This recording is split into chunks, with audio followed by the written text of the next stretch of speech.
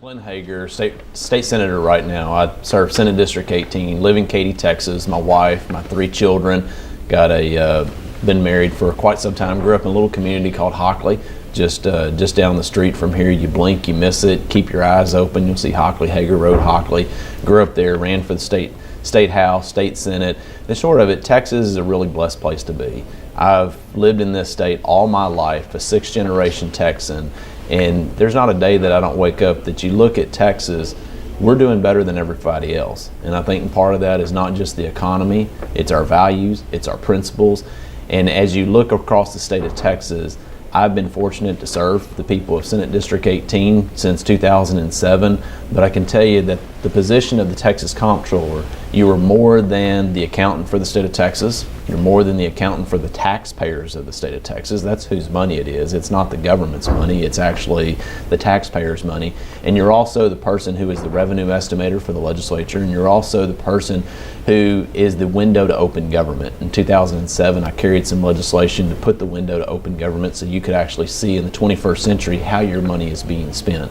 And I feel as though my business background, the ability of the numbers, understanding financial numbers and understanding how to work with people, I've hired people, I've fired people, and the accumulation of all those experiences, I certainly believe qualifies me to be not only the Texas Comptroller, but the best person in this Republican primary to be your next Texas Comptroller. The Comptroller collects more than 60 types of taxes, That's fees, correct. and assessments. What can you do if you become Comptroller to make filing and paperwork easier for businesses and individuals? Well, number one, I've been through the experience in prior administrations when I've gotten paperwork in the mail, and I've told this story a few times where I've gotten paperwork in the mail, I couldn't figure out which form to fill out, so therefore I called the 1-800 hotline. Ask, I get one person, they give me the answer, I look at the form, it's completely different business. Has nothing to do with the business that I'm calling for. I called 2, 3, 4, and 5 times. I got how many answers? 5 answers. And you know how many answers were right? 0. The point is I've been through the experience, and what I'm committed to do is that I'll sit and listen. I can't answer every phone call at the Comptroller's office because obviously it's a big organization. It's got a lot of people that work there, but I'm the type of person that I've learned that God gave me 2 ears and 1 mouth. That means I listen more than I talk. You listen to what the problems are. I've heard from a lot of different businesses that we need to make sure that we are solving tax problems as quickly as we can, because as a business owner, anytime that I've had to deal with bureaucracy, whether it's state government, local government, or the federal government, the longer the things take to resolve, it's almost like a dark cloud that's hanging over your head. You don't sleep as well at night because you need to get things resolved, and what you want to do is you want to make sure your employees are paid, you want to grow your business and grow the economy. And so what Glenn Hegar is going to do, number one, is he's going to do an evaluation of the entire agency from top to bottom, look at the types of functions at the Comptroller's office that do not need to be there anymore, as I call the shiny objects. In other words, they distract you from your real principal focus of essentially being the person that is the accountant, the revenue estimator, and essentially collecting those 60 taxes. And how do we make sure that the paperwork is easy, is functional, because everybody doesn't want to deal with government. And there's a reason, because of the bureaucracy. And I've worked in ways in the legislature to cut through that, and I've had those bad experiences as a business owner, and I can guarantee you that's going to be the top of my list. There have been calls for the Comptroller to perform a new study on the economic impact of illegal immigration in Texas.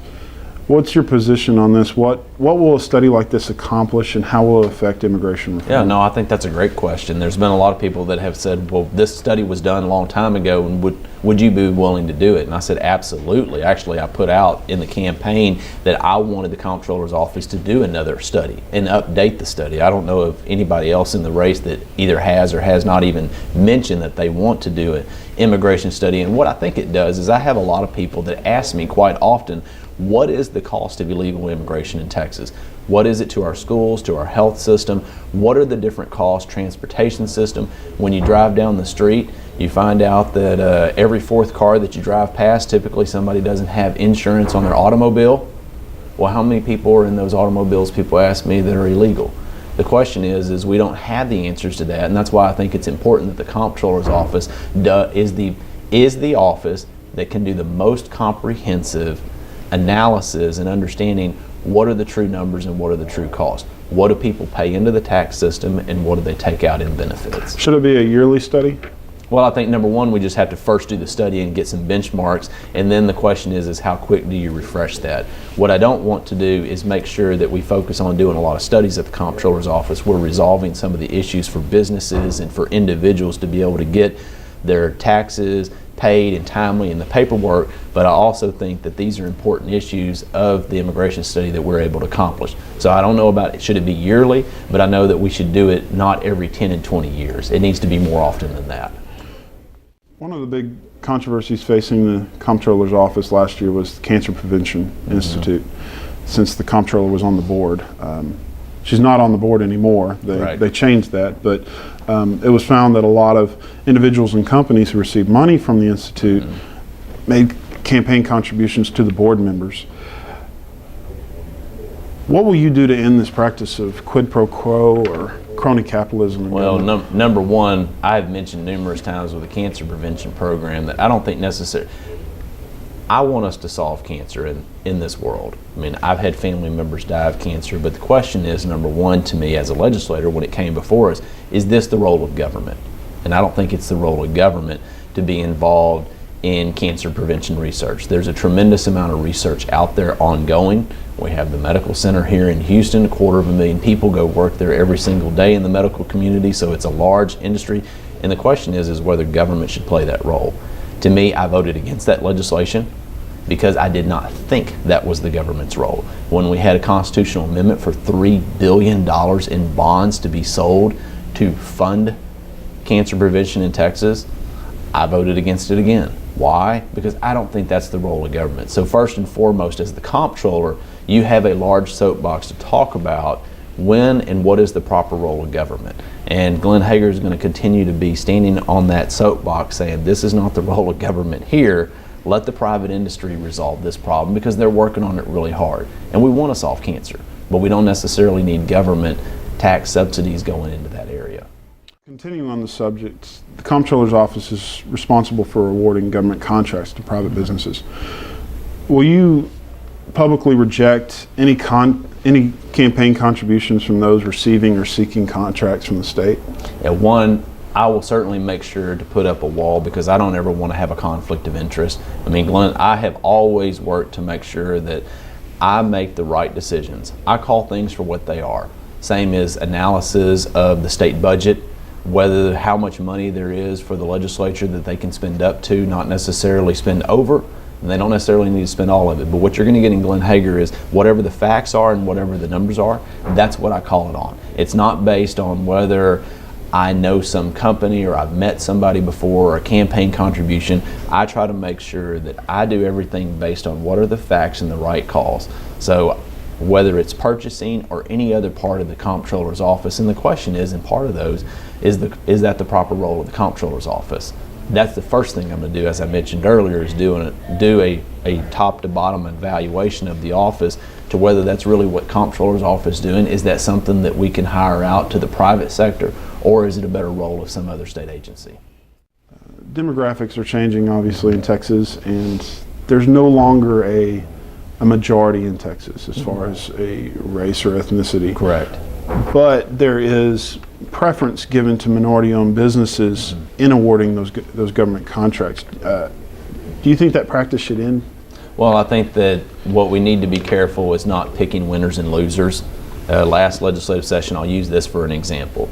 We had a piece of legislation that did tax cuts here in the state of Texas on the margins tax. And it was a different philosophy between myself and the member on the other side of the rotunda, in that I wanted to give a tax cut to everybody. I didn't want to just pick winners and losers. My point is I don't think it's government's role to pick winners and losers in business and individuals or anybody else. And so historically disadvantaged businesses such as you mentioned in Texas, there is no majority.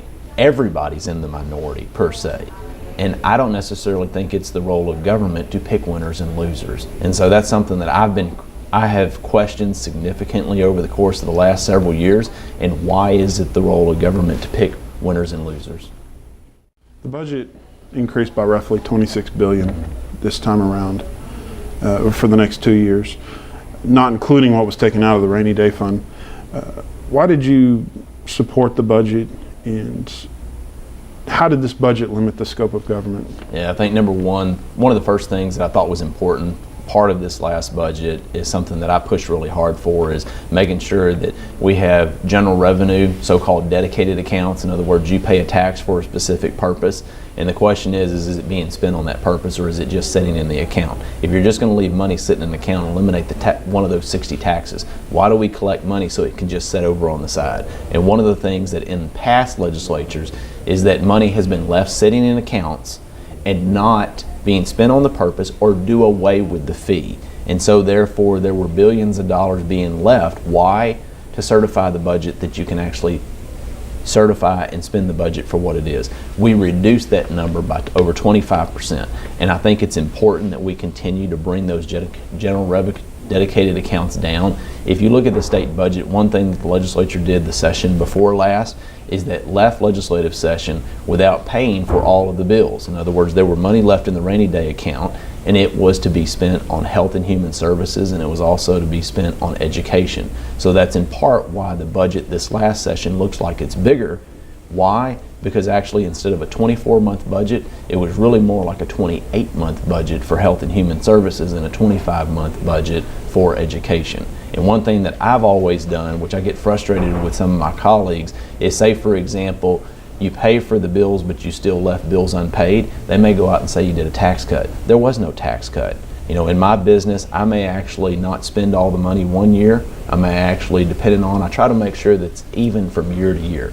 So I supported the budget in part by, number one, we brought general revenue dedicated accounts down, and we also cut the budget significantly 2 years ago, and we continued to hold many of those cuts in place for state agencies. One of the projects Susan Combs took up was Texas transparency, informing the people about problems with government spending, local debt, making government generally more transparent. Will you continue this program, and if so, how will you expand it so that more people are aware of the financial health of their state and local governments? Yeah, absolutely. I have a vested interest in that, because in 2007, when I first got to the state Senate, I passed legislation that allowed and put the window to open government at the Comptroller's office, because I felt like in the 21st century, you should be able to go online, you should be able to know how your money's being spent. It's your money. I mean, it's not government's money, it's your money.